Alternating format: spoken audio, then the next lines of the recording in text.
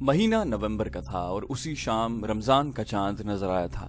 बिलाल बिन अका बाहर जाकर रुक गया। वो अपने लश्कर के खैमों से कुछ दूर था। उसे एक तरफ से अपनी तरफ कोई आता दिखाई दिया। नया चांद कब का डूब चुका था। तारीक रात में चलते फिरते इंसान मुतहर्रिक साए लगते हैं। साया जो बिलाल की तरफ आ रहा था करीब आया तो बिलाल ने देखा कि वो कोई आदमी नहीं औरत है। औरत ने कहा, इब्ने अका, मैं साबिहा हूँ, साबिहा बिनते रबिया बिन बुजैर, जरा रुक सकते हो मेरी खातिर? ओ रबिया बिन बुजैर की बेटी। बिलाल बिन अका ने मसरूर से लहजे में कहा, क्या मैं अभी अभी तेरे घर से उठकर नहीं आया? साबिहा ने कहा, लेकिन बात जो कहनी है वो मैं बाप के सामने नहीं कह सकती। बिलाल ने कहा, क्या तूने मुझे अपने काबिल समझा है? बात जो कहना चाहती है वो पहले ही मेरे दिल में है। साबिहा ने कहा, गलत ना समझ इब्ने अका, पहले मेरी बात सुन ले। मुझे बता कि मुझसे ज्यादा खूबसूरत लड़की तूने कभी देखी है? नहीं बिनते रबिया। साबिहा ने कहा, कभी मदाइन गया है तू?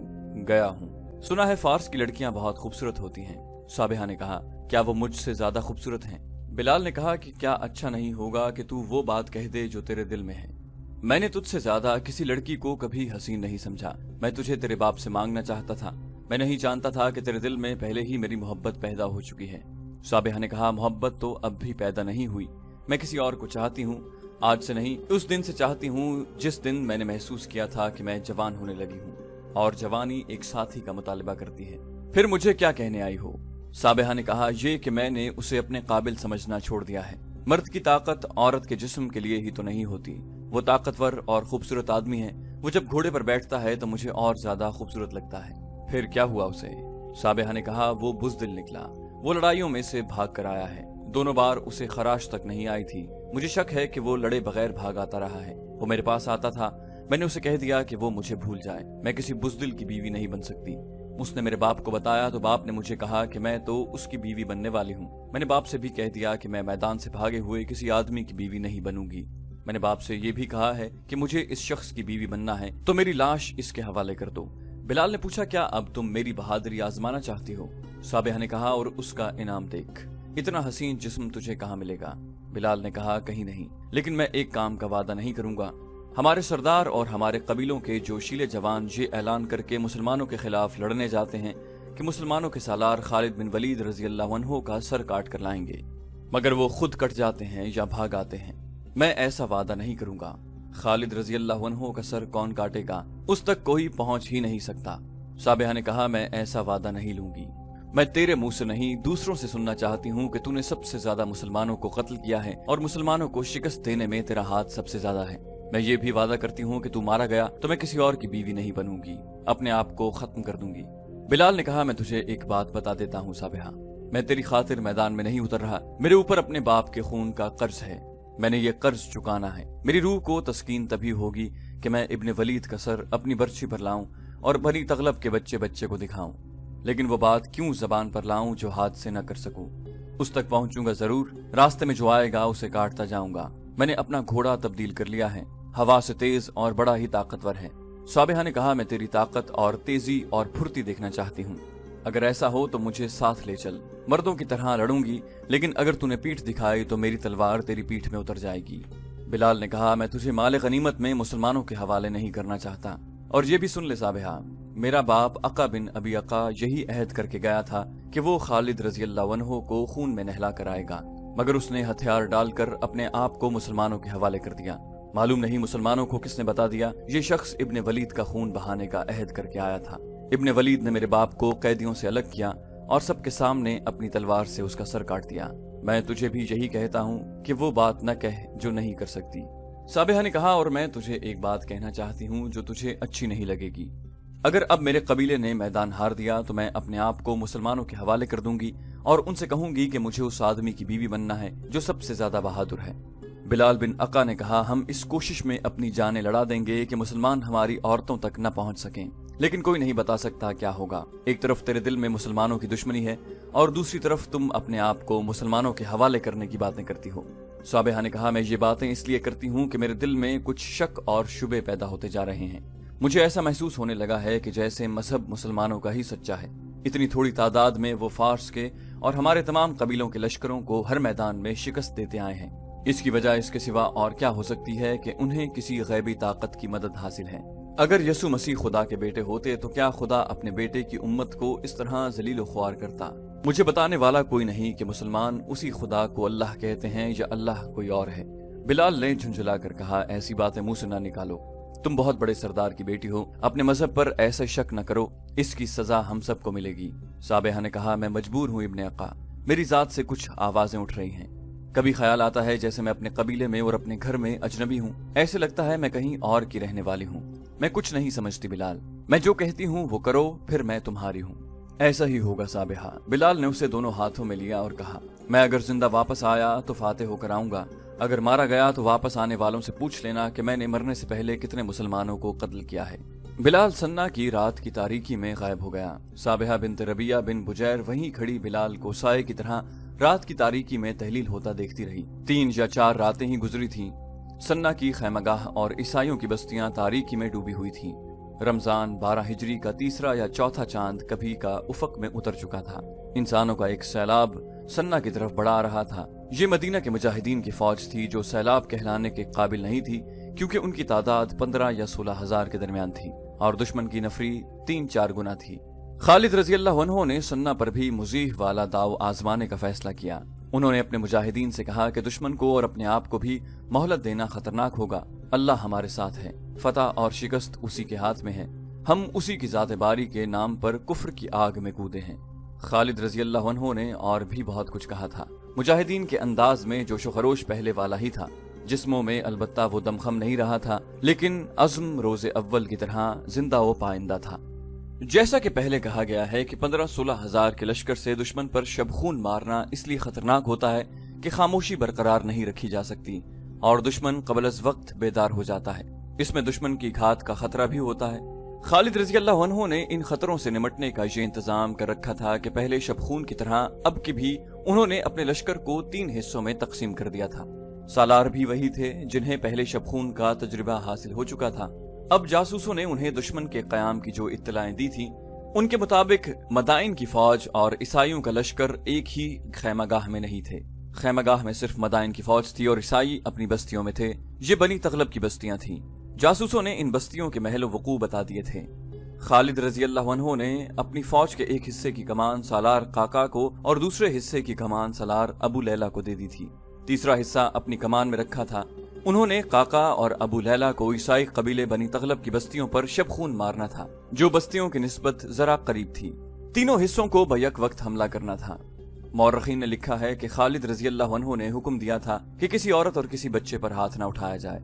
کفار کو مزیح کے مقام پر مسلمانوں کے ایک شبخون کا بڑا ہی تلخ تجربہ ہو چکا تھا۔ انہوں نے سنہ کی خیمہ گاہ کے ارد گرد پہرے کا بڑا سخت انتظام کر رکھا تھا۔ گشتی پہرے کا انتظام بھی تھا۔ 4 گھڑ سوار خیمہ گاہ سے دور دور تک گشت کرتے تھے۔ مسلمان جاسوسوں نے خالد رضی اللہ عنہ کو اس انتظام کی بھی اطلاعیں دے دی تھیں۔ خالد رضی اللہ عنہ نے اس انتظام کو بیکار کرنے کا بندوبست کر دیا تھا۔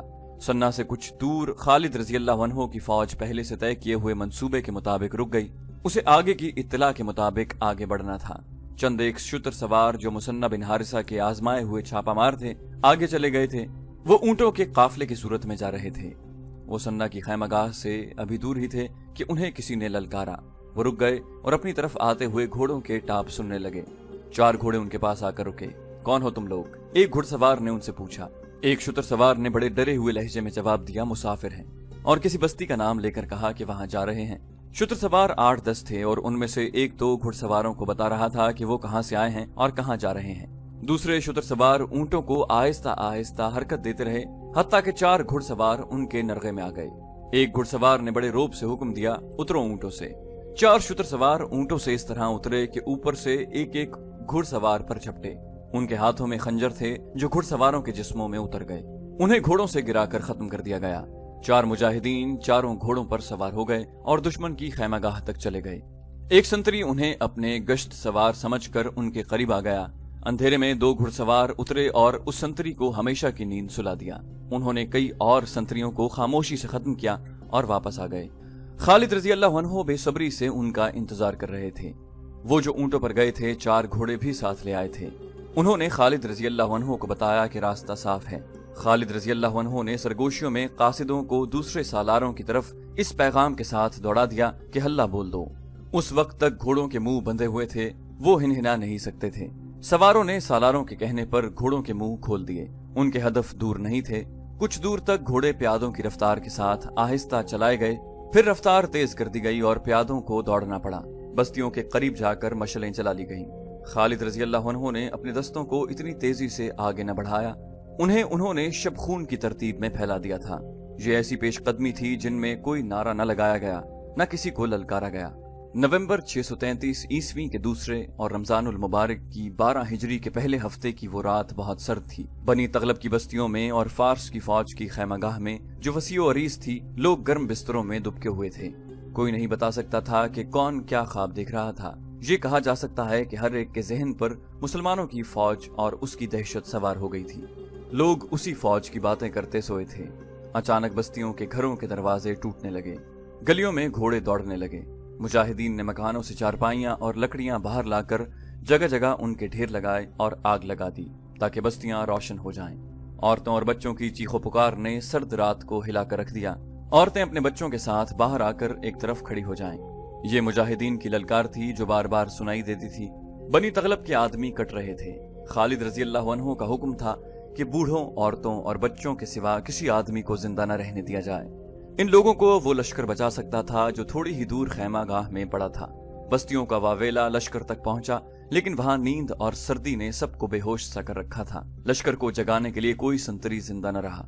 आखिर खैमागाह में कुछ लोग बेदार हो गए। उन्हें इर्द गिर्द की बस्तियों में रोशनी नजर आई, जैसे आग लगी हो।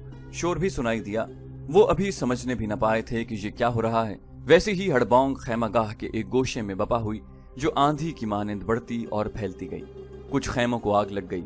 खालिद रजी अल्लाह अन्हु के दस्तों ने आतिश परस्तों की फौज को काटना शुरू कर दिया था। ये फौज अब कटने के सिवा कुछ भी नहीं कर सकती थी। दुश्मन के बहुत से सिपाही खैमों में दुबक गए थे। इन खैमों की रस्सियां मुसलमानों ने काट दी। खैमे सिपाहियों के लिए जाल और फंदे बन गए। मुसलमानों ने उन्हें बर्छियों से खत्म कर दिया। मुसलमानों के नारे और उनकी ललकार बड़ी दहशतनाक थी। मौरखों ने लिखा है कि मुसलमानों को इतने वसी पैमाने पर शबखून मारने का दूसरा तजुर्बा हुआ। अब उन्होंने ये इंतजाम कर दिया था कि किसी को भागने न दिया जाए। बस्तियों और खैमागाह के इर्द गिर्द मुसन्ना बिन हारिसा के घुड़सवार घूम फिर रहे थे। कोई आदमी भाग कर जाता नजर आता तो उसके पीछे घोड़ा दौड़ा दिया जाता और बर्छी या तलवार से उसे खत्म कर दिया जाता। अगर कोई औरत भागती नजर आती तो उसे पकड़कर उस जगह पहुंचा देते जहां औरतों और बच्चों और बूढ़ों को इकट्ठा किया जा रहा था। जूं जूं रात गुजरती जा रही थी, बनी तगलब की बस्तियों में और मदाइन की फौज की खैमागाह में शोर गूगा और वावेला कम होता जा रहा था और जख्मियों की कर्बनाक आवाजें बुलंद होती जा रही थीं। मुसलमानों को तबाह बर्बाद करने के लिए जो निकले थे, उनकी लाशें ठंडी हो रही थीं और उनके जख्मी प्यासे मर रहे थे और उनकी बेटियां मुसलमानों के कब्जे में थीं। सुबह तुलू हुई तो उजाले ने बड़ा ही भयानक और इबरतनाक मंजर दिखाया। लाशों के सिवा कुछ नजर नहीं आता था। लाशें खून से नहाई हुई थीं। ये फतह ऐसी थी जैसे किसरा के बाजू काट दिए गए हों। खैमागाह और बस्तियां मौत की बस्तियां बन गई थीं। जिन घोड़ों पर उन कुफ्फार को नाज था, वो घोड़े वहीं बंधे हुए थे जहां गुज़श्ता शाम उन्हें बांधा गया था। औरतें अलग बैठी रो रही थीं, बच्चे बिलबिला रहे थे। खालिद रजी अल्लाह अन्हु ने हुक्म दिया कि सबसे पहले औरतों और बच्चों को खाना दिया जाए। मुजाहिदीन माले गनीमत ला लाकर एक जगह जमा कर रहे थे। सालार अबू लैला के पास एक बहुत ही हसीन लड़की को लाया गया। उसने दरखास्त की थी कि उसे सालार आला या किसी सालार के साथ बात करने की इजाजत दी जाए। ये एक सरदार की बेटी है। उसे लाने वाले सालार ने अबू लैला से कहा। सालार का नाम रबिया बिन बुजैर बताती है। ये अपने बाप की लाश के पास बैठी रो रही थी। अबू लैला ने लड़की से पूछा, क्या नाम है तेरा? लड़की ने जवाब दिया, साबिहा। साबिहा बिनते रबिया बिन बुजैर। मेरे बाप को लड़ने का मौका ही नहीं मिला था। अबू लैला ने पूछा, क्या तू यही बात कहने के लिए हमारे सालार आला से मिलना चाहती है? जिन्हें लड़ने का मौका मिला था, क्या तूने उनके अंजाम को देखा है? अब बता तू चाहती क्या है? साबिहा ने कहा, तुम लोग मुझे इजाजत नहीं दोगे कि मैं लाशों में एक आदमी की लाश ढूंढ लूं। उसका नाम बिलाल बिन अका है। अबू लैला ने पूछा, क्या जली हुई लकड़ियों के अंबार में किसी एक खास दरख्त की लकड़ी को ढूंढ लेगी? अगर ढूंढ लेगी तो उसे ढूंढ ले। और ढूंढ कर क्या करेगी? जिंदा है तो हमारा कैदी है, मर गया है तो तेरे किस काम का? साबिहा ने सालार अबू लैला को वो गुफ्तगू सुनाई जो उसके और बिलाल बिन अका के दरमियान हुई थी और कहा कि वो देखना चाहती है कि वो जिंदा है या मारा गया है। मुसलमान सालारों ने चंद ईसाइयों को इस मकसद के लिए जिंदा पकड़ लिया था कि उनसे इस इलाके और इलाके के लोगों के मुताल्लिक मालूमात और जंगी अहमियत की मालूमात ली जाएं। अबू लैला के हुक्म से ऐसे 2-3 आदमियों को बुलाकर बिलाल बिन अका के मुताल्लिक पूछा। 2-3 रोज पहले तक वो यही था। ایک عیسائی نے بتایا وہ زمیل چلا گیا ہے۔ ابو لیلا نے پوچھا کیا اسے وہاں ہونا چاہیے تھا یا یہاں؟ عیسائی نے بتایا وہ قبیلے کے سردار کا بیٹا ہے، وہ کسی کے حکم کا پابند نہیں، وہ حکم دینے والوں میں سے ہے۔ کیا وہ اپنے باپ کے خون کا انتقام لینے آیا ہے؟ اس نے کئی بار کہا کہ وہ ابن ولید سے اپنے باپ کے خون کا انتقام لے گا۔ دوسرے عیسائی نے جواب دیا۔ ابو لیلا نے صابحہ سے پوچھا اب بتا لڑکی، میں تمہاری قیدی ہوں۔ صابحہ نے کہا میرے ساتھ لونڈیوں اور باندیوں جیسا سلوک کرو گے تو میں تمہیں نہیں روک سکوں گی۔ سنا ہے مسلمانوں کے دل میں رحم ہوتا ہے، میری ایک التجا ہے، میں ایک سردار کی بیٹی ہوں، کیا میری اس حیثیت کا خیال رکھا جائے گا؟ ابو لیلا نے کہا اسلام میں انسانوں کو درجوں میں تقسیم نہیں کیا جاتا، ہم اس شخص کو بھی اپنا سردار مان لیا کرتے ہیں جس کے آباء و اجداد نے کبھی خواب میں بھی سرداری نہیں دیکھی ہوتی۔ ہم صرف یہ دیکھتے ہیں کہ وہ سرداری کا اہل ہے اور اس کا اخلاق بہت اونچا اور پاک ہے اور اس کو اپنی ذات کا کوئی لالچ نہیں۔ پریشان نہ ہو لڑکی، تو خوبصورت ہے، ایسا نہیں ہوگا کہ تجھے جو چاہے گا اپنا کھلونا بنا لے گا، کوئی ہمت والا تجھے خریدے گا اور تیرے ساتھ شادی کر لے گا۔ تمہاری قیدی ہو کر میری پسند اور ناپسند ختم ہو گئی ہے، اگر مجھے پسند کی ذرا بھی آزادی دی جائے تو میں تم میں سے اس کی بیوی بننا پسند کروں گی جو سب سے زیادہ بہادر ہے، جو اپنی قوم اور قبیلے کی عزت اور غیرت پر جان دینے والا ہو، میدان سے بھاگنے والا نہ ہو۔ عورت کا مذہب وہی ہوتا ہے جو اس آدمی کا مذہب ہے جس کی ملکیت میں اسے دے دیا جاتا ہے، لیکن عقیدے دلوں میں ہوتے ہیں۔ عورت کے جسم کو ملکیت میں لے سکتے ہو، اس کے دل کا مالک کوئی نہیں بن سکتا۔ میں وعدہ کرتی ہوں کہ مجھے کوئی مضبوط دل والا اور قبیلے کی غیرت پر دشمن کا خون بہانے والا اور اپنا سر کٹوانے والا آدمی مل جائے تو میں اپنا دل اور اپنے عقیدے اس پر قربان کر دوں گی۔ ابو لیلا نے کہا خدا کی قسم تو غیرت اور عقل والی لڑکی ہے، میں وعدہ کرتا ہوں کہ تو نے بلال بن عقا سے جو وعدہ کیا تھا وہ میں پورا کروں گا، شرط یہ ہوگی کہ وہ اپنا وعدہ پورا کر دے، وہ ہمارے سالار اعلیٰ خالد بن ولید کو اپنے ہاتھوں قتل کر دے، لیکن بنت ربیہ وہ ایسا نہیں کر سکے گا۔ ابن ولید کے سر پر اللہ کا ہاتھ ہے، اسے رسول اللہ صلی اللہ علیہ وآلہ وسلم نے اللہ کی تلوار کہا ہے۔ پھر بھی تم انتظار کرو، زمیل میں بلال کے ساتھ ہماری ملاقات ہوگی، کیا میں اپنے گھر میں رہ سکتی ہوں؟ ابو لیلا نے کہا کیا ہے اس گھر میں؟ وہاں تیرے باپ، بھائیوں اور محافظوں کی لاشوں کے سوا رہ ہی کیا گیا ہے؟ اپنے قبیلے کی عورتوں کے ساتھ رہ، کوئی تکلیف نہیں ہوگی تجھے، ہمارا کوئی آدمی کسی عورت کے قریب نہیں جائے گا۔ صابحہ بنت ربیہ بن بجیر رنجیدہ سی چال چلتی ہوئی ایک مجاہد کے ساتھ اس طرف چلی گئی جہاں عورتوں اور بچوں کو رکھا گیا تھا۔ اس کی رنجیدہ چال میں اور ملول چہرے پر تمکنت تھی، صاف پتہ چلتا تھا کہ وہ عام سے کردار کی لڑکی نہیں۔ خالد رضی اللہ عنہ نے فتح کی مسرت سے لبریز لہجے میں مثنہ بن حارثہ سے کہا ابن حارثہ، کیا اللہ نے تیری ہر خواہش پوری نہیں کی؟ مثنہ بن حارثہ نے جوشیلے لہجے میں کہا لاریب لاریب، کفار کی آنے والی نسلیں کہیں گی کہ مسلمانوں نے ان کے آباء و اجداد پر بہت ظلم کیا تھا، اور ہماری نسلیں انہیں اپنے اللہ کا یہ فرمان سنائیں گی کہ جس پر ظلم ہوا وہ اگر ظالم پر ظلم کرے تو اس پر کوئی الزام نہیں۔ تو نہیں جانتا ولید کے بیٹے، ان آتش پرستوں نے اور صلیب کے پجاریوں نے جو ظلم ہم پر توڑے ہیں تو نہیں جانتا، تو نے سنے ہیں، ہم نے سہے ہیں، اب یہ لوگ اللہ کی گرفت میں آ گئے ہیں۔ خالد رضی اللہ عنہ نے کہا لیکن حارثہ کے بیٹے میں ڈرتا ہوں تکبر اور غرور سے، دل میں بار بار یہ ارادہ آتا ہے حج پر جاؤں، میں خانہ کعبہ میں جا کر اللہ کا شکر ادا کروں گا، کیا اللہ مجھے یہ موقع دے گا کہ میں اپنا ارادہ پورا کر سکوں؟ مثنہ نے کہا تو نے ارادہ کیا ہے تو اللہ تجھے ہمت بھی دے گا، موقع بھی پیدا کر دے گا۔ مثنہ نے کہا کچھ دیر بعد تمام سالار خالد رضی اللہ عنہ کے سامنے بیٹھے تھے اور خالد رضی اللہ عنہ انہیں بتا رہے تھے کہ اگلا حذف زمیل ہے۔ جاسوسوں کو زمیل بھیج دیا گیا تھا۔ پہلے یوں ہوتا رہا ہے کہ ایک جگہ ہم حملہ کرتے تھے تو دشمن کے آدمی بھاگ کر کہیں اور اکٹھے ہو جاتے تھے۔ خالد رضی اللہ عنہ نے کہا اب ہم نے کسی کو بھاگنے نہیں دیا، سنہ سے شاید ہی کوئی بھاگ کر زمیل پہنچا ہو، لیکن زمیل خالی نہیں، وہاں بھی دشمن موجود ہے اور وہ بے خبر بھی نہیں ہوگا۔ کل رات زمیل کی طرف کوچ ہوگا اور اگلی رات وہاں اسی قسم کا شبخون مارا جائے گا۔ تاریخوں میں یہ نہیں لکھا کہ سنہ میں خالد رضی اللہ عنہ نے کس سالار کو چھوڑا۔ سورج غروب ہوتے ہی مسلمانوں کا لشکر زمیل کی سمت کوچ کر گیا۔ ساری رات چلتے گزری، دن نشیبی جگہوں میں چھپ کر گزرا اور سورج کا سفر ختم ہوا تو مجاہدین اپنے ہدف کی طرف چل پڑے۔ زمیل میں بھی دشمن سویا ہوا تھا، سنتری بیدار تھے، جہاں بھی گشتی سنتریوں اور دیگر سنتریوں کو اسی طریقے سے ختم کیا گیا جو مزی اور سنہ وغیرہ میں آزمایا گیا تھا۔ مسلمانوں کی ترتیب وہی تھی، یعنی ان کا لشکر 3 حصوں میں تقسیم تھا۔ یہ شب خون بھی پوری طرح کامیاب رہا۔ مورخ لکھتے ہیں کہ کسی ایک بھی آدمی کو زندہ نہ نکلنے دیا گیا، جہاں بھی عورتوں اور بچوں کو الگ کر لیا گیا تھا۔ سالار ابو لیلا نے بلال بن عقا کے متعلق معلوم کیا، پتہ چلا کہ وہ 1 روز پہلے یہاں سے نکل گیا تھا۔ یہ بھی پتہ چلا لیا گیا کہ زمیل سے تھوڑی دور رضاب نام کی ایک بستی ہے جس میں عیسائیوں کی خاصی تعداد جمع ہو گئی ہے اور ان کے ساتھ مدائن کی فوج کے 1-2 دستے بھی ہیں۔ خالد رضی اللہ عنہ نے 2 حکم دیے، ایک یہ کہ سنہ سے مال غنیمت اور دشمن کی عورتوں اور بچوں کو زمیل لایا جائے، دوسرا حکم یہ کہ فوری طور پر رضاب پر حملہ کیا جائے۔ آتش پرستوں کا لڑنے کا جذبہ تو جیسے بالکل سرد پڑ گیا تھا۔ مسلمان 3 اطراف سے رضاب پر حملہ آور ہوئے، لیکن یہ گھونسا ہوا میں لگا۔ رضاب بالکل خالی ہو چکا تھا۔ پتہ چلتا تھا کہ جہاں فوج موجود رہی ہے لیکن اب وہاں کچھ بھی نہ تھا۔ اپنے باپ عقا بن ابی عقا کا بیٹا بلال بھی لاپتہ تھا۔ فوج کا ایک سوار دستہ دور دور تک گھوم آیا، دشمن کا کہیں نام و نشان نہیں ملا۔ آخر فوج واپس آ گئی۔ سنہ کی عورتیں زمیل لائی جا چکی تھیں، مال غنیمت بھی آ گیا۔ خالد رضی اللہ عنہ نے خلافت مدینہ کا حصہ الگ کر کے باقی مجاہدین میں تقسیم کر دیا۔ ابو لیلہ نے صابحہ کو بلایا، بلال بن عقا یہاں سے بھی بھاگ گیا ہے۔ ابو لیلہ نے اسے کہا، اس نے اپنے باپ کے خون کا انتقام لینا ہوتا تو یوں بھاگا نہ پھرتا، کیا اب بھی تو اس کا انتظار کرے گی؟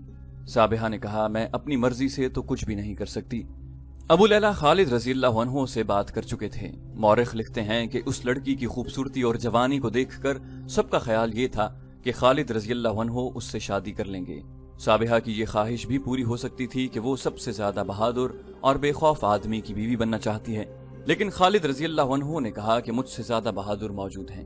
چنانچہ خالد رضی اللہ عنہ نے اس پیغام کے ساتھ مال غنیمت اور عورتیں مدینہ کو روانہ کر دیں۔ جو دستہ مال غنیمت کے ساتھ بھیجا گیا اس کے کماندار نعمان بن عوف شیبانی تھے۔ انہوں نے صابحہ کے متعلق مدینہ میں بتایا کہ یہ لڑکی کون ہے، کیسی ہے اور اس کی خواہش کیا ہے۔ مورخوں کے مطابق صابحہ کو حضرت علی رضی اللہ عنہ نے خرید لیا۔ صابحہ نے بخوشی اسلام قبول کر لیا اور حضرت علی رضی اللہ عنہ نے اس کے ساتھ شادی کر لی۔ حضرت علی رضی اللہ عنہ کے صاحبزادے عمر اور صاحبزادی رقبہ صابحہ کے بطن سے پیدا ہوئی تھی۔